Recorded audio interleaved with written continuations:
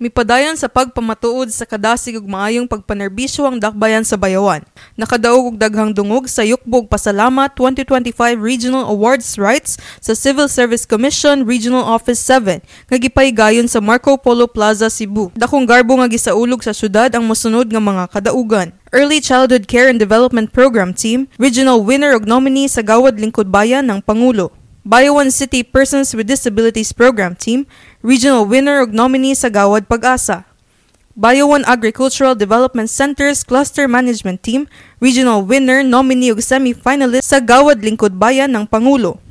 Department of Education Schools Division of Bayawan City nakadawat sa Brigada Ahensya Award, Category D Proper Waste Segregation. Ug usab ang Bayawan Water District nakadaog sa Brigada Ahensya Award, Category D Proper Waste Segregation ug Category C Landscaping. Kini nga mga pasidungog ug pagkilala sa Civil Service Commission nagsilbi nga inspirasyon sa Bayawan City aron mas lig-unon pa ang misyon sa paghatag og transparent ug epesyente nga serbisyo publiko nga nagmugna sa Bayawan isip usa ka tinuod nga ehemplo sa maayong pagdumala sa rehiyon.